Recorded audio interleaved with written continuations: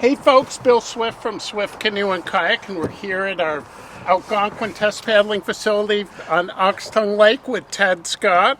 Cheers. Cheers. Full disclosure, Ted and I have become very good buddies, and it's been all from Ted getting beautiful boats and us starting to do a lot of paddling together. Yep, absolutely. It's been great.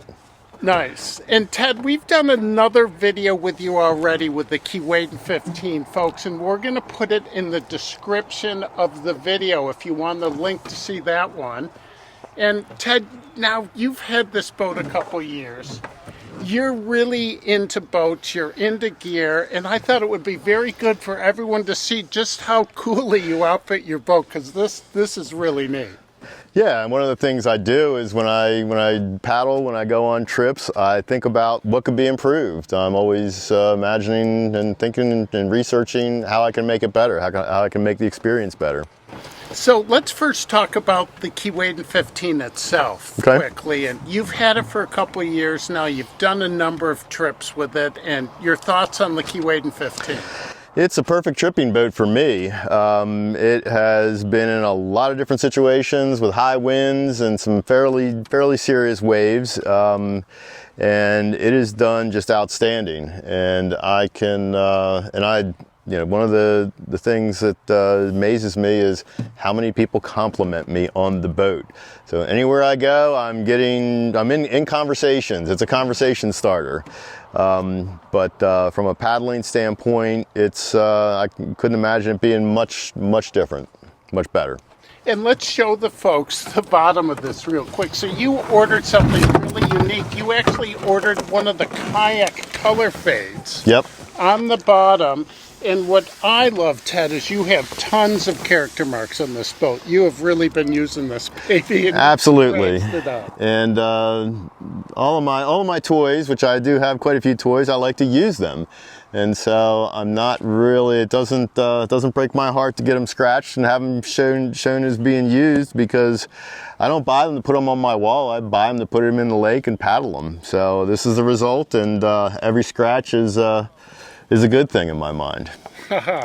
And that, combined with the carbon and Negra tech stream, is such a beautiful finish. It's incredible. It's incredible. So why don't we do this? Let's have you take us through all of this. And in Jeremy Vore from Red Leaf Designs, you've gotten a bunch of stuff from them. Yep. And other places. So let's go through it with the folks and show people how you set this up and why you have it set up like okay. We'll start at the bow, and here is where I attach my my Portage yoke. And I attach it in the bow so I can keep an eye on it. And used to have it in the stern. And if I hear something rattling around back there, I'm wondering what it is. So if I have it in the bow, I can keep an eye on it. I have these quick connects to be able to take it on and off pretty quickly. And so when I get up to a portage, I can just unclip this. I'm putting it on pretty quickly. Is this something that you developed yourself, or is this something that's commercially available, the harness? This is a tump line, actually, that I purchased from Ostrom Pack, which is I use Ostrom packs, which are fantastic packs, another small Canadian business. And so this is a tump line that I use for portaging the canoe. I don't use it all the time, but it's a great on long portages. I can use it as a relief. But it's very convenient to be able to actually attach the yoke to the canoe. So it's a dual purpose. Nice. So you've improvised it. That's so cool. Yeah. And you do that like you were telling us earlier. Like now that you've done a bunch of tripping, every trip you learn and you like to try to do things a little better, a little more efficiently. Yeah, and I'm critical of what's going right, what's going wrong. And one of the things in tripping that I've learned over the past several years is getting in and out of a portage and having things set up in the boat. So when I get to a portage, I get to a landing in a portage, I can very quickly get my pack and get my gear out and get my yoke on, get the canoe up on my shoulders, and I'm gone very quickly without a lot of re-gearing and figuring things out. So with my tripping boat, that's really what my focus is. The portage, what's it like to get in and out and go. Also, what's the weight distribution? So when you're portaging, having the weight distribution, I've had too many things in the stern, and so it's rocking back. So getting that weight distribution down is also a pretty important aspect of it. So it's awareness, it's thinking with each trip. Beautiful. Well, let's go down and let's talk about some of the other gadgets you have here. So, you mentioned Jeremy Ward and Red Leaf Designs. I've got these paddle pockets from Jeremy, which are really great. I have two in the stern, one in the bow, and that's it's got the Velcro with the handle. Yep. Which I don't remember where I got that, but keeping the handle attached also. So with this setup here, I can just whip the boat up and I don't have to mess with paddles. I don't have to carry the paddles or anything like that. The universal mount package has been great now, because on this one I have my phone mount. So Bill, you and I were talking about maps, and I really don't use any maps because I use Avenza with Jeff's maps in Algonquin on my phone. So I always know where I'm at, I always know where I'm going. I can map out where I want to go. So with this mount package, I keep my phone here.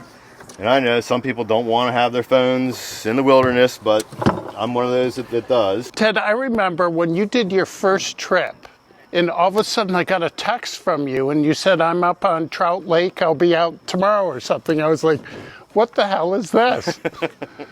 Yeah, when I was using the Garmin device that was linked in with my phone, Bluetooth into my phone, and so I can do texting on my phone if need be, and I try to keep that to a minimum. But with loved ones at home, I can let them know that everything's going well. If there is a problem, which I've never had a problem, there's emergency. I can get emergency response very quickly with it and communicate with others what's going on. So. I like to be able to have the opportunity to communicate. Now, do you take an actual paper map, or you do everything, all mapping done on the phone? I do usually take a backup paper map, because redundancy is a good thing.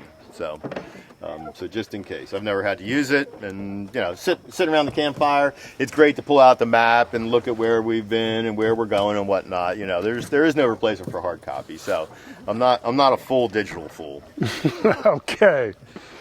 Now you use the mount package for other things here too. I do. So here I always mount a liter of water on this side, and so I can stay hydrated. I can I'll have backup water in my main pack, so if we get to lunch or something, I can refill this. But I'll always have it here on a carbiner on the mount, so it's good to go, and I don't have to rustle around trying to find my water. When I go to Portage, I can unclip this, clip it onto a pack that I'm taking separately. Yeah, you don't want it dangling in front of you on the Portage. Yep. Now you have the multi-height seat position here, Ted. Do you prefer one height over the other? I prefer the top height, the higher setting. I've tried it on the lower, but my preference is on the high. It's great to have that option. But I also like to kneel. I've got knee pads in here, so I like to kneel also. So when I kneel, I've got my legs underneath the seat, so that's not possible with the low setting. So it's really just my preference. Great to have that option. If the kids get in the boat, if they need, or someone who needs a lower center of gravity to have a little bit more initial stability, putting it in the lower setting certainly helps that out also. You do have the carbon foot bar. Do you sit some of the time? Yes, I do, and I move around a lot. So especially on long paddles, if I'm paddling for 3 or 4 hours without really a break off the water, it's great to have this set up because I can kneel, I can use the foot bar. I can put one foot on the foot bar, then one under the seat. I can use the foot bar to put my feet in the middle of it. So I like to move around a lot, just like I like to switch paddles a lot also. So it just breaks it up. Now, I remember that first trip you did. When you came back, you had tripper high. You were so happy, and you talked about the big fish you caught on Trout Lake. And why don't you tell the folks how you like to fish out of this boat? With the Scotty mount on the mount package, I can keep my, if I need my my fishing rod at hand, I can keep it in this. I can troll with it. Or the other thing that I can do, if I don't necessarily want that, I can actually use one of these Velcro mounts to have the fishing rod here, with it up in the bow, and I can secure it in the bow with one of these guys. And so I can, quite often, if there's a lot of portages, I'll keep my fishing rod actually up here, and I'll have it secured right here, using this Velcro. And so again, when I get to the portage, it's all set. I don't have to worry about it. I'm flipping the canoe up, and it's good to go. And your buddies aren't ready yet. You're up and going. It's true. Nice. All right.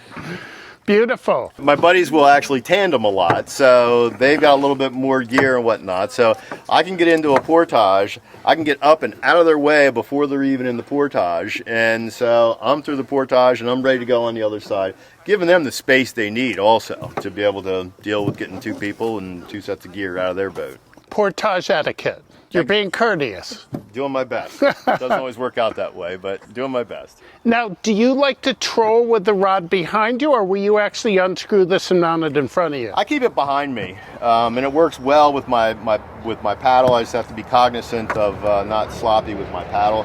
I prefer it behind me, really, because it's staying out of the way of my paddle when I'm paddling on that side. So when you're in, say, Algonquin, do you primarily like to troll, or do you like to cast? And I prefer to cast. I prefer to cast. Find the spots, like, at the downstream end of a waterfall or something like that, where the fish are coming up to feed. Finding structure. I prefer to cast, really. Yeah, but you definitely are set up where trolling is. Yep, I sure am. So if we come back here now, it looks you've got another paddle mount. I do, another paddle mount on the back, and I've got two on this side, and actually one on either side.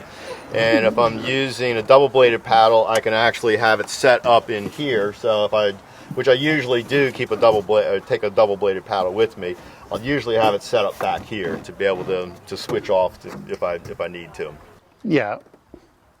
And then it looks like you got a dry bag holder. This is your safety. First aid kit. I always keep a baler right behind me.